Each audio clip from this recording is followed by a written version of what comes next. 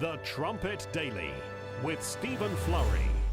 Hello again, everyone, and welcome back to the Trumpet Daily radio show. We're broadcasting to you live from our Edmond studio, our headquarters studio here in central Oklahoma. Beautiful Tuesday morning out there today. Still pretty moist from all the rain over the weekend, but a really beautiful day. We have a lot to get to on today's program. We'll be talking a little bit about President Trump's reelection bid. I guess that begins tonight. I think everyone outside of America looks at that political process and just shakes their head, thinking about how early they start campaigning. Here we are, a year and a half or so away from the 2020 election. But that's what it takes. You're talking about billions of dollars spent.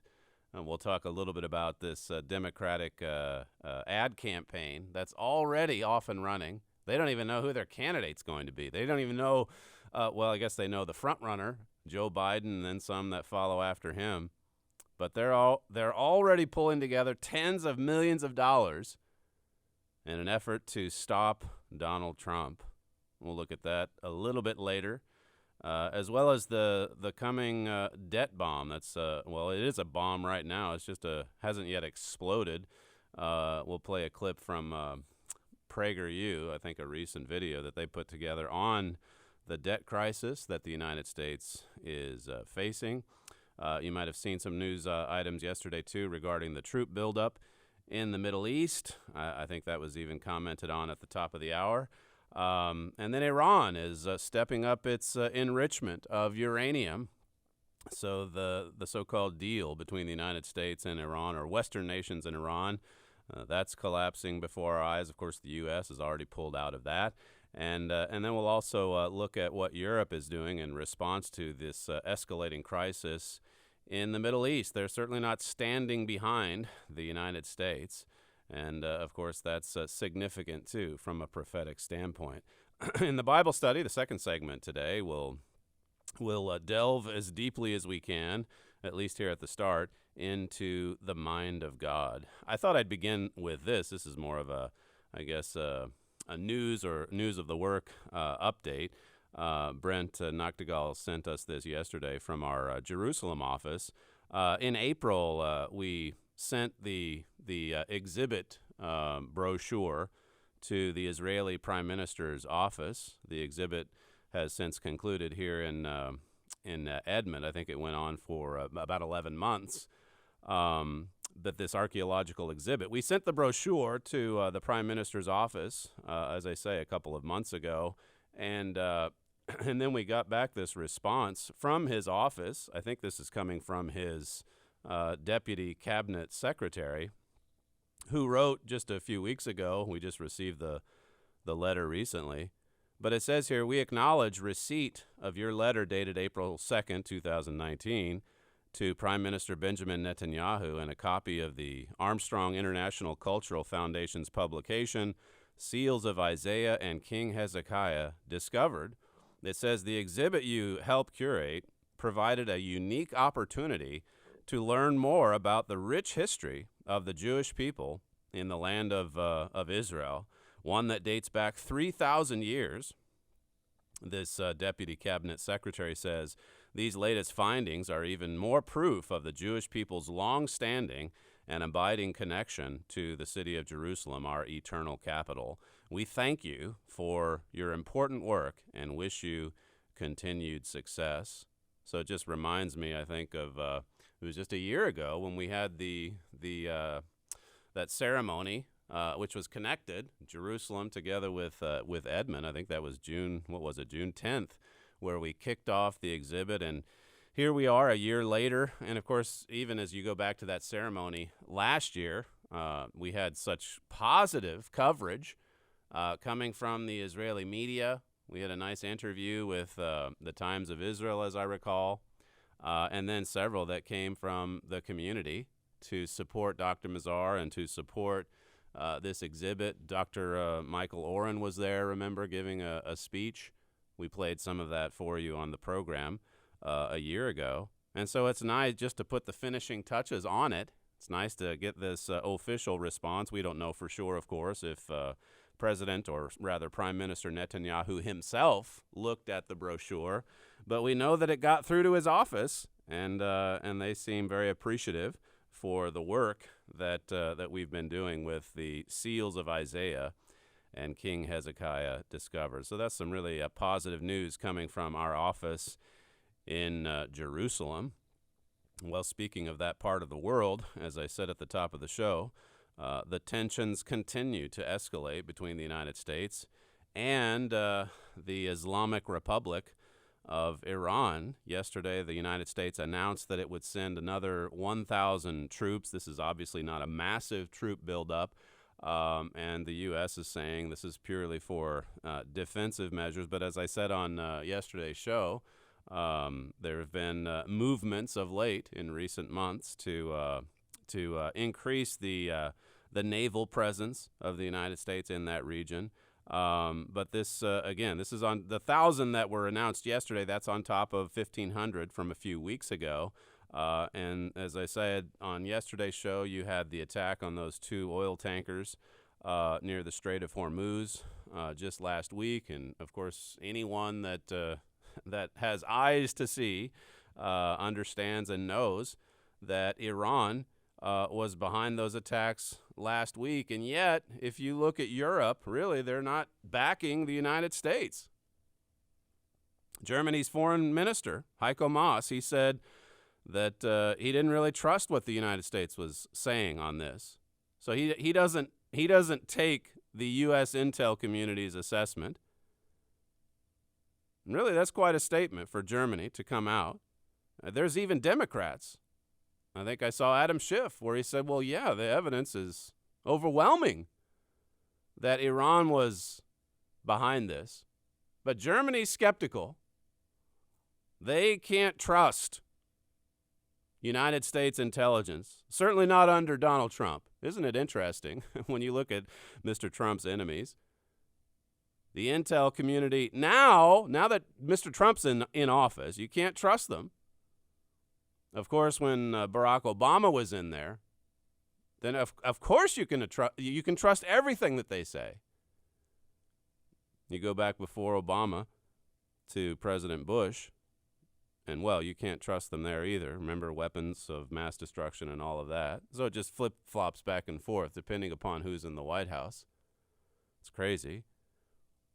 Well, meanwhile, you have Iran continuing to push and push and push. They're prophesied to do that. Daniel 11 says so. And they've announced that they're stepping up their enrichment of uranium. So that I guess in just the next few days, they're going to officially break their part in the nuclear deal. So that's a significant development here as well. Again, what is Europe thinking? We know where the Trump administration stands. But what will Europe do? When will Germany wake up to what's happening in the Middle East? This is the announcement from, I think, an Iranian representative. We have quadrupled the rate of enrichment of uranium and even increased it more recently so that in 10 days it will bypass the 300 kg limit. So escalation of tensions, to be sure, in the Middle East. There's some other news items here on Europe working together. The nations of Europe, Germany and France, of course, typically lead the way. But Germany, France, together with Spain, they signed an agreement recently to work together on a next-generation fighter plane. That was at the Paris Air Show recently. The German defense minister, Ursula von der Leyen, she said it was a big day for the European Defense Union. This project includes plans for a combat system that they could use to control drones and satellites and such. And if you, again, have been reading the Trumpet magazine, there's other things that have been announced recently as well. But my father wrote in an article, this is just recently, February 2019, he said France is already taking concrete steps to build a European army alongside Germany. Perhaps this is why Macron is so bold as to criticize the U.S. His criticisms imply that Europe no longer needs NATO, because it is building its own army. France and Germany, my father wrote, are also collaborating on the development of new weapons and weapons manufacturing. So there was a temporary, I guess, improvement in the relationship when you had all of the ceremonies surrounding the 75th anniversary of Normandy. But it's important to step back and to look at what's been happening between the United States and Europe since, especially since Donald Trump came into office. Again, tensions. Everywhere you look in the world, tensions. My father, in that February piece, he talked about, again, some of the combined projects France and Germany are working on. There's a project for a new tank and a new artillery system. He mentioned the fighter jet project as well. My father said France and Germany are also collaborating on the development of a new weapons and weapons manufacturing. He went on to say, France really does love Germany. You can see it in these important joint ventures. Some would dismiss it, I know, saying that, well, it's not huge yet. It's certainly not on the level of what's happening at the Pentagon or what the U.S. is spending on military or military hardware. But these relationships, these joint ventures, they reveal a lot. In that February piece, my father referred back to the writings of Herbert Armstrong as early as 1953. This is quoted in that article about the European nations combining their forces, consolidating their forces so that they can build a superpower, so that they can compete with the United States of America. He goes through, of course, a number of critical prophecies in that February issue of the Trumpet as well. So I'll just refer you back to my father's article. I didn't jot down the title, but it's from the February 2019 Trumpet. There was a story yesterday, too, coming out from the Supreme Court where it was Justice Clarence Thomas, who called on his colleagues to overturn, quote, demonstrably erroneous decisions. And, of course, this triggered a lot of reaction from the media. They're worried. They're worried that Roe v. Wade, which goes back to 1973, and Mr. Thomas pointed out, no matter how long-standing the bad law has been, we've got to be able to overturn it to get back to the rule of law. He didn't come out and comment on Roe v. Wade specifically, but we have seen some overtures by states in the Southeast of late where they really have tried to curtail or pull back so-called abortion rights. You talk about, and there's so many of them, aren't there? Contentious issues that divide the people of America, whether it's over race or class or religion. But you add abortion to the mix, who knows what could happen from the Supreme Court regarding Roe v. Wade back from 1973. But it certainly is an issue that gets a lot of people very angry. I saw yesterday, too, where James Clapper was on CNN talking about, well, there was that New York Times story, remember, over the weekend, I guess it was, where it talked about intel being hidden from the Trump administration because of concerns that, Donald Trump might countermand it or leak it. And here is James Clapper, the leaker-in-chief. Here was James Clapper on CNN saying that, well, I've heard that the intel community, it does conceal certain things from President Trump because they're concerned about the Trump administration leaking things. He's on CNN. He's the one that leaked the dossier story. He's the one that leaked. Remember all of the meetings, January 5th and 6th, I guess it was, or 4th and 5th, 2017. And then James Clapper working in cahoots with CNN, Jake Tapper and the others at the time. And now he comes out talking about, well, how the Trump administration, they do leak. So we have to be careful what we can reveal to them. The deep state, as I tell my staff often, it's deep. It runs deep. We're working on an article, by the way. I just talked to Andrew Miller, one of our staff writers at the Trumpet, about all of these Obama officials. Clapper's one of them. And how that they've gone on to positions. Okay, so some of the swamp is being drained, as President Trump promised. He's getting rid of them, but look at where they end up. Clapper moves on to CNN. Brennan moves on to MSNBC. A lot of the Obama officials move on to Silicon Valley, Google, YouTube, all of those big Facebook, social media sites. Obama works for Netflix. Someone else, I think, close to him. Susan Rice, is it? Netflix, media, entertainment, the news, MSNBC, CNN. They don't go away. That's the point. They might get fired from the FBI. They might lose their security access at the CIA. But they keep working to undermine the institutions of the United States of America, to undermine the Constitution. I'll be anxious to see that article as it appears maybe in the Trumpet at some point. The deep state, it runs deep. President Trump, as I said, he's kicking off his reelection bid tonight in Orlando. And coinciding with this, the Democrats are launching a major ad campaign because they want to take down Donald Trump. And they're doing anything that they can. They don't quite have the support that they were hoping for with respect to impeachment. I think there was a story recently that, again, they write the headlines that they think will influence people. Well, there's a greater percentage that are supportive of impeachment.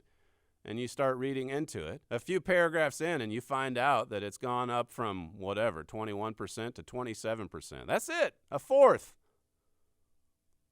Which means that about 3/4 of the country is dead set against it. So here comes the ad campaign, a $150 million ad campaign to take out Donald Trump. And then the stories from yesterday, the last few days, in fact, all of the news media together saying that, well, isn't this great? It's poll after poll after poll is showing that Donald Trump's, he's running way behind. He's 10% behind Biden. He's 5% behind so-and-so. They're so excited about this. They have such short memories. Leading up to 2016. Remember the polls? Remember the polls just recently with respect to the Israeli election? As I've said before, why is it always tilted in the direction of Democrats, of the radical left? They're always leading in the polls. And, of course, President Trump, and he has good reason to dismiss them or to say that they're fake news, they're fake polls. Because those polls didn't exactly have it right in 2016. This is, it's actually from MSNBC, but it includes a clip from, again, the Stephanopoulos interview with the president. It's unbelievable how much access the Trump administration granted him. There's pictures of him in the car with George Stephanopoulos in the Oval Office, sitting down in a formal interview. I guess it went on for hours and hours and hours. But here's an exchange included in this MSNBC clip between Stephanopoulos and President Trump regarding all of these polls. Clip 1. Even your own polls show you're behind right now, don't they? No, my polls show that I'm winning everywhere. I don't know. We've all seen these reports that with 15 out of 17 states, you spent $2 million on a poll and you're behind in 15 out of 17 states. Nobody showed you those polls because those polls don't exist, George. Those polls don't exist. But I just had a meeting with somebody that's a pollster, and I'm winning everywhere, but we're getting tremendous polls. Those poll results so irritating to the president that a few seconds later, he has to go off the record to call his campaign manager. Okay, so hold it off for a little while. Just call Brad on the phone, and I want to ask him that question, okay? Meanwhile, the Fox News polls finding that President Trump is trailing several of his 2020 Democratic contenders. With former Vice President Joe Biden topping Trump by 10 points, 49% to 39%. Senator Bernie Sanders leads Trump by 9 points, while Senator Elizabeth Warren has a 2-point edge. That's from MSNBC, the Morning Joe panel. So excited. 10% lead. Wow. And here we are, a year and a half out. 10%. And the president saying, look, those polls don't exist. Don't believe it. Don't believe it. But he's so worried, says Stephanopoulos. And you notice, too, how this Stephanopoulos thing, every single outtake, there was the chief of staff the other day who was coughing. And the president said, look, let's run this again. This is part of the interview. They're taping it. They're recording it. Let's run it again because he was coughing in the background, and that's distracting. So he has the guy leave the room, and then that's the news. That's what's covered. The outtake. The president saying, look, he's coughing. This is distracting. And you saw the clip there in the car. Wait, hold on a second. Let's turn off the cameras, and we'll call one of my aides and see about these polls. And they include that. That's the news. You see their goal, their objective. They're all working together on this. The goal is to take him down, to make him look bad in any way that you can, including one story after another, after another, after another. That's media made. It's created by the media. It's not even a news event. Not at all. So here's Jake Tapper over at CNN, and he's quick to point out the cascade of lies coming from the Trump administration with respect to these polls. Clip 2. President Trump again today warning his followers on Twitter not to believe any, quote, fake polls showing him trailing any of the Democrats, but the president's definition of fake polls apparently means polls he does not like. Sources tell CNN the president's been angry for days over the leaking of internal polling data from March showing the president trailing Joe Biden in hypothetical matchups in key battleground states. The New York Times first reported the existence of these ugly numbers, followed by CNN, which was then followed by this lie. There were fake polls that were released by somebody it's ridiculous. No, we are winning in every single state that we've polled. Comes back from that, and of course he says, that's not true. Cascade of lies. This is a theme that we keep seeing from the Trump presidency. His aides, they don't know how to deal with him. He's a mercurial boss. He's untethered to facts, says Jake Tapper. How many times have the polls been wrong? Here are all these media voices, every one of them, giddy with excitement over the thought of President Trump being voted out of office, losing in a landslide. Just look at the facts on the ground. Look at some of the images you see. Look at a Joe Biden rally. I think it was one of the Fox reporters the other day that said there were 85 people in attendance at a rally. This is the front runner. This is the one who's 10 percentage points ahead of Donald Trump. And meanwhile, as I say, you look at President Trump, he's kicking off his reelection bid tonight in Orlando, Florida, and they started lining up for this soon after midnight, Sunday night, almost 2 days in advance. They're lining up. 100,000 people have signed up to see the president in Orlando tonight. I think he's meeting in an arena that seats about 17,000, 18,000 people. There's talk of putting jumbotrons up outside for the people that can't get in.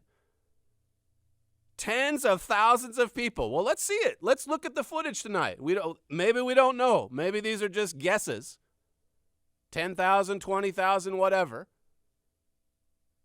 But you can be sure there's going to be some coverage of what the president says tonight. He's going to say things that his enemies absolutely hate.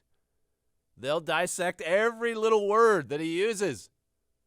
But just look at the crowd and compare it to any of the other rallies of any of the other candidates. It says a lot. Well, that's what was happening in 2016, remember? Everywhere he was going, such enthusiastic support.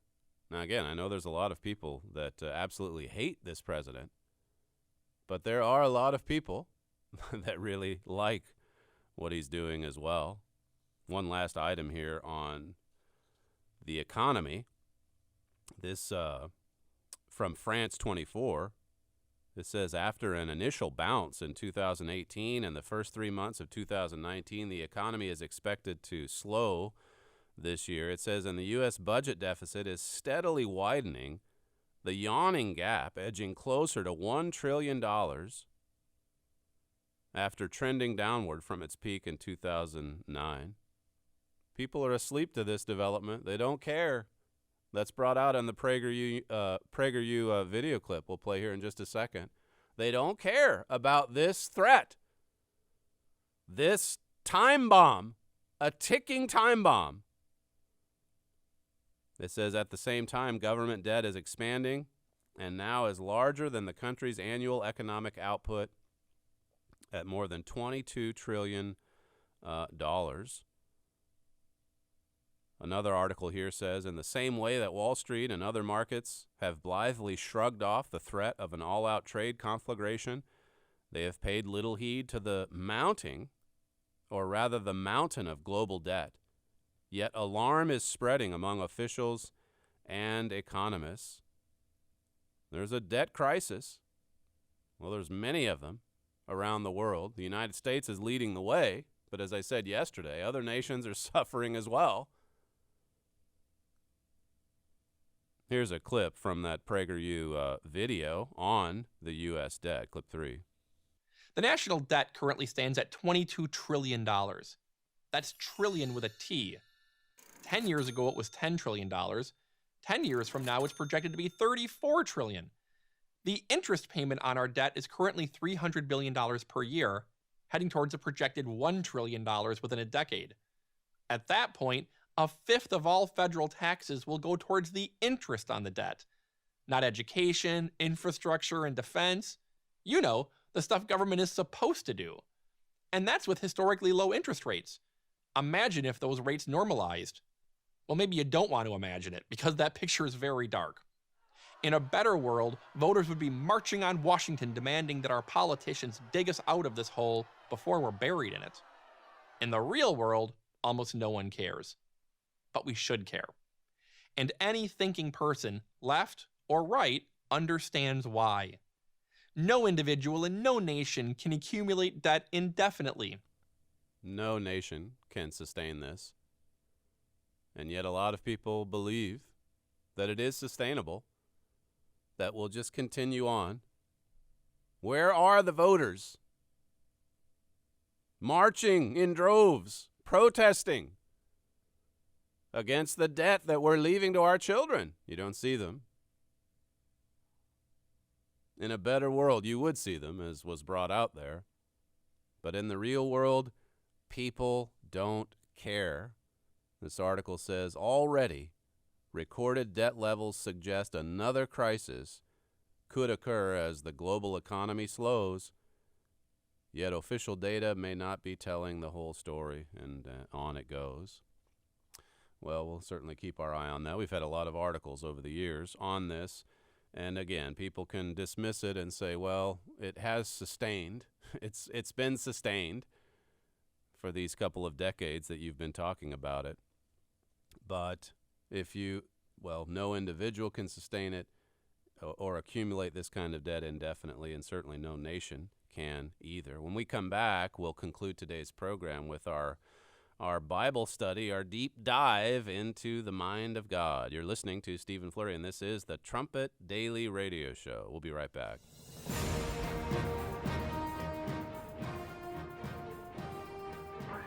This is KPCG-FM, and this is the Trumpet Daily.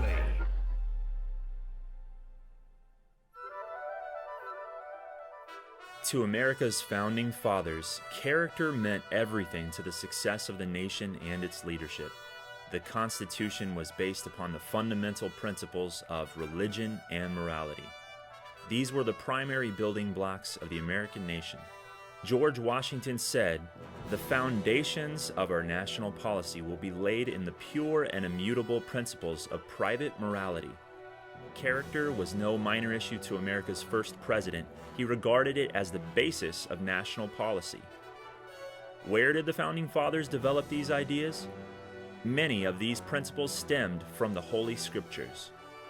The Bible provided early Americans with the instruction and guidance of how to properly govern one's life. These beliefs helped build a nation of strong families and upright leaders.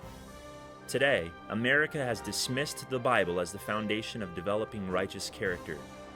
Men now leave it to themselves to determine right from wrong. Where has the rejection of biblically based principles led this nation? There is a cause for these effects. To understand the course of events that have led this nation to its current state, visit thetrumpet.com and click on the Literature tab to request our free booklet, Character in Crisis.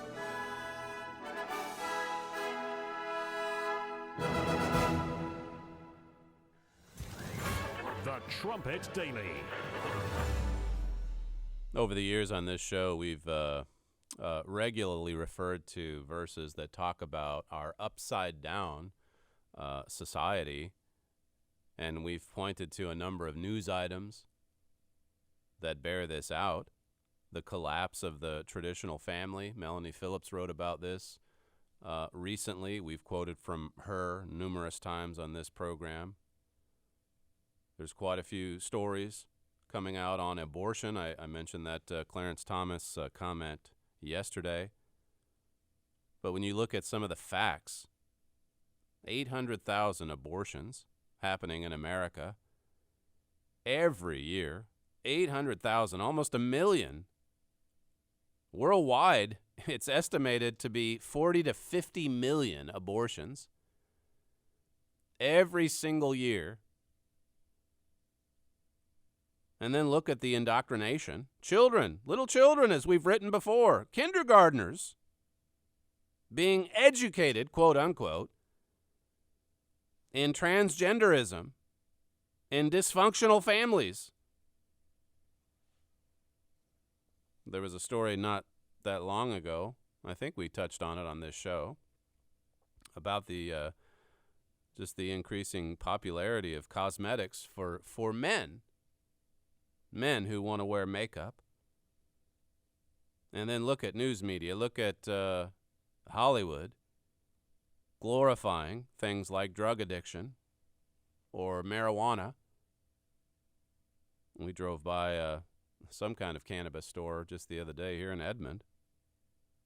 That was a shock for me to see it, but I guess it's just becoming the norm in Canada, in the United States, in Great Britain.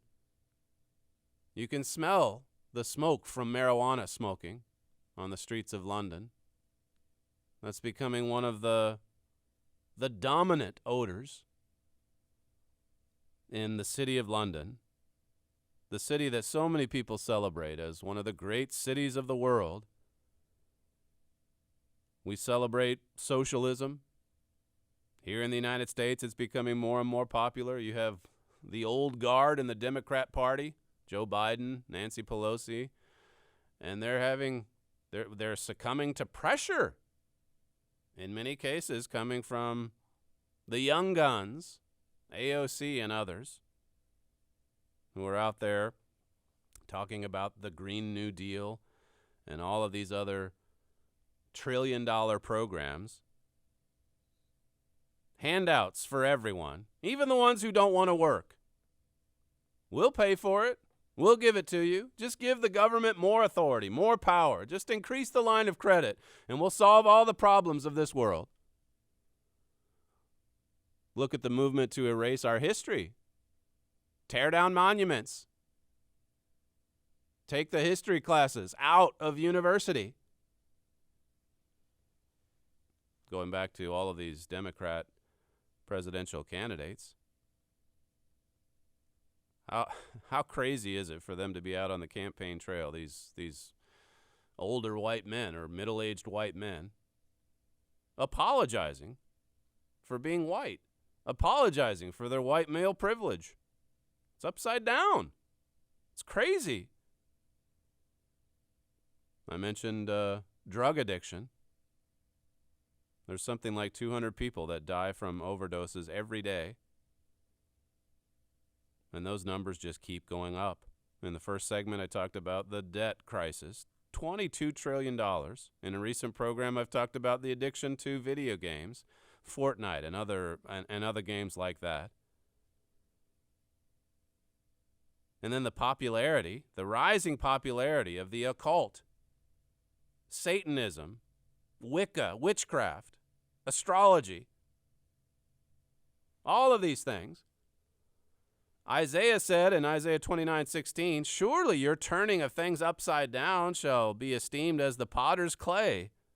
For shall the work say of him that made it, he made me not? Or shall the thing framed say of him that framed it, he has no understanding?" Turning things upside down. There's evidence all around that this is not God's world. This is Satan's world. Satan's world is upside down. It's because of Satan that people are not thinking straight. It's because of the devil and his demons that there's no understanding, that there's no wisdom, that there's no logic or even common sense. We've lost it. We've lost the affection, it says in a New Testament prophecy. We've lost the affection for what used to be just natural, a natural affection. We don't even have that. God says the truth has been cast to the ground. That's in the prophet Isaiah's book as well. He says our thinking is dark and perverse. It's foolish. It's shallow. He talks about our reprobate minds in Romans 1. Well, we can actually read a couple of verses from Romans 1. This is verse 21. It says, "Because that when they knew God, they glorified him not as God, neither were they thankful, but became vain in their imaginations, and their foolish heart was darkened." So we didn't glorify God. We didn't thank God. And because of this, our thinking became futile, empty, shallow, perverse. Oh, there's lots of pride. There's lots of self-confidence. But there's very little of God's thinking, God's reasoning, God's truth, God's knowledge. Verse 22 says, "Professing themselves to be wise, they became fools." That's what we see, just a lot of nonsense, a lot of foolishness. All of these people who are so arrogant, so sure, they know what's going to happen. They know the polls are right. They know the president's this or the president's that. They know. If they get it wrong again, do you suppose they'll be remorseful? Do you suppose they'll come out and say, "Well, I got to hand it to Donald Trump. He was right about the polls again"?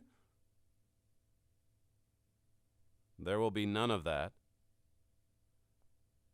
The proverb says, he that trusts in his own heart is a fool, but whoso walks wisely, he shall be delivered. Isaiah, the prophet, he said, "Woe unto them that call evil good and good evil. Woe unto them It's an upside-down world, and you can call evil good if you want. A lot of people do, but woe unto you if you do it. Where is this leading? Verse 28, it says, "And since they did not see fit to acknowledge God, God gave them up to a base mind and to improper conduct." The King James, that's from the Revised Standard Version. The King James says, reprobate mind. That means a mind without understanding. That means a mind that's void of judgment. That's what we see. Mr. Armstrong wrote in Mystery of the Ages, he said, little or nothing is taught about God. He's talking about education today. This is in 1985. That's when Mystery of the Ages came out. You wonder what Mr. Armstrong would say about it today. Satan's been cast down. His demons are confined to this earth. But he wrote, little or nothing is taught about God, but even in the elementary grades, the basic concept, the approach to knowledge, is evolution. Is it any wonder, then, that the scholarly do not know who and what God is? They believe what they've been taught. This has been going on for generations now.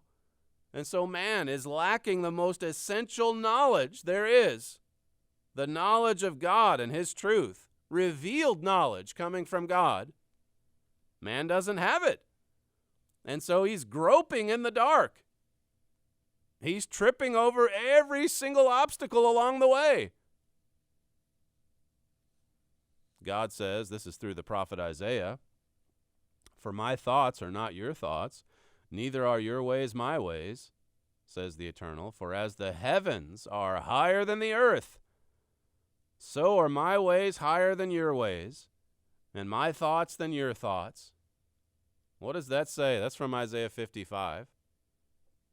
What does that say about the separation between God's thinking and man's thinking? Has it ever been this wide? What we're seeing here today, it's such a modern world, so sophisticated, so advanced with technology, but look at how far removed we are from our Creator. God says, my thoughts are not your thoughts. Neither are your ways my ways. And then he gives us this analogy so that we can understand just how far removed we are from God, our Creator. For as the heavens are higher than the earth, so are my ways higher than your ways, and my thoughts than your thoughts. So how do we draw near to God and receive understanding and wisdom and instruction from him? Well, there is a way. There is a way. It's going to take some diligence on our part, some diligent study like the Bereans in Acts 17. It's going to take some humility. It's going to take a submissive attitude. It's going to take a miracle, in fact. God opening our minds to the riches and depths of his glory, his glorious truth, his godly mindset, his divine nature. At the ministerial conference we had back in January, the ministers of the Philadelphia Church of God assembling here in Edmond, Oklahoma, we heard quite a bit about God's way of thinking. One minister in particular gave a lecture on the spirit of godly thinking. My father delved into two beautiful psalms, Psalm 19 and Psalm 119. That was a deep dive into the mind of God. And so we've been admonished to go deeply into God's thinking, to work harder at thinking like God, acquiring this godly mind. I've mentioned my father's meditation tapes. These are his tapes from, I think most of them are from the 1980s, when he was driving around his ministerial circuit in the Northwest of the United States, Washington State. I think he got into Canada, just a little bit as well, but he had 4 congregations in eastern Washington. And yeah, when he was driving from place to place, ministerial visits, of course, going to congregations, he would record some of his thoughts. And in one section, he says, one thing we have to do if we're going to really grow is continually strain to get away from the natural, habitual way of thinking and doing things. We simply cannot think naturally. We have to break out of that if we're going to excel and really grow.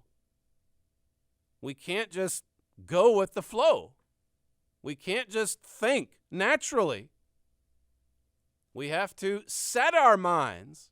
Colossians 3 brings this out. We have to set our minds on the things above.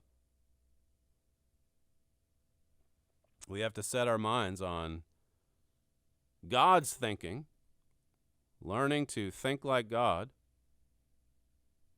learning to narrow that gap between the way we think, the way that comes natural for us, and the way that God thinks. You look at some of the examples in the Bible. The Bible says King David, for example, had a heart like God's. That's obviously not talking about the heart organ. It's talking about his mind. It's talking about his essence, his nature. God praised him. God honored David because he had a mind like God. He thought like God. He had God's nature. And that's what we're here learning to do. Learning to think like God. And we try to find that balance at thetrumpet.com and even on this program. Sometimes it's easy to maybe delve a little bit too much into the upside-down world, as I said at the start of the segment. But Jesus did say to watch world events. Watch and pray. It does sober us. When we see how upside down this world is, it's sobering, and it makes you cry out to God for his intervention in human affairs. But you know, the other thing that it ought to do is it ought to motivate us to think straight, to think right, to think like the Father. Spiritually oriented thinking, sharp, even sharp, incisive, clear thinking today. It's a lost art. You don't see it. There's a lot of muddled thinking in the world of today. A lot of people, when they do have a deep thought, it's just something that they've borrowed from someone else. And that's what modern education in many ways teaches. It doesn't teach you how to think. It teaches you how to follow. I heard a video just this morning. Campus reform, I think it was. This guy going all through the campus saying, who are you going to vote for? If it's between Biden and Trump, who would you vote for? Every single one of them said Biden. And then the follow-up question was, well, who do you think said this statement? And they were all either racially insensitive statements or I don't know what it was. But anyway, they were negative statements that made the individual look bad. And they all said, oh, well, surely Donald Trump said it. And they were all statements from Joe Biden. They're just programmed. They've been programmed to think that, well, okay, Donald Trump is the racist, so he obviously said this. And then when they get down to the actual statements themselves, their eyes are opened to how they've been brainwashed. That's the way it is in the university today. They teach you how to follow the crowd, how to follow the pack. It's much different at God's college. Our students come here, and of course, a lot of it's on them. Everyone's at a different level. Some really deeply convert to God's way of life, maybe a little bit sooner than others. But on the whole, you see young people, you find young people here at God's college. They're being taught how to think like God. They're being taught how to develop good thinking skills, to think for themselves, to prove it for themselves. Ultimately, we're being trained to think like God. That's the ultimate challenge. It's a wonderful, rewarding challenge at that. We've put so much of the focus in recent months on reading and study because that's so important when it comes to developing this ability. You think about someone that, let's say you hear from a young person, well, I don't like reading, I don't like history. Well, unless you change that, are you really going to be able to fall in love with God's truth, with Bible history? Will you really get excited about loving the truth in the many booklets that we've produced in this church? Hundreds of magazines, hundreds of books and booklets to help you, tools to help you understand the truth of God. That's why we've been telling our young people, look, you better develop a love for learning and for study and for history now while you're young. So that then as you get older and you get more depth to your thinking and you prepare for baptism and the receipt of God's Holy Spirit, you can take some of those habits and just move forward in understanding the mind of God. Isaiah 55 here. I read a few verses a moment ago. This is verse 6. It says, seek the eternal while he may be found. You see, seek him. Go after him. Do it while you can. Do it while he may be found. It says, call you upon him while he is near. See, there doesn't have to be this wide separation between God's thoughts and our own. If you seek after him, you can find him. Now you've got to take some action. This passage brings that out. Let the wicked forsake his way, and the unrighteous man his thoughts even, and let him return unto the eternal, and he will have mercy upon him, and to our God, for he will abundantly pardon. We've got to learn to forsake even our own thoughts. And so much of this depends on what we do with God's truth. So much of it depends on what we do with what we're hearing, with what we're seeing. Forsake. That means to let it go, to run from it, to remove it. Forsake those thoughts. And then when you think about how merciful and loving God will be as he welcomes us into his family and begins to teach us and to show us his ways and to help us learn to even think like God. We have to seek him, though, while he might be found. We have to hunger and thirst for God's righteousness. We have to hunger and thirst for God's thinking. We have to surrender to God in humility. I'll talk more about that on tomorrow's program. Humility and submission. Turn to God in repentance and faith. Of course, we have to start by obeying God and his laws as well. That's how we start to think like God.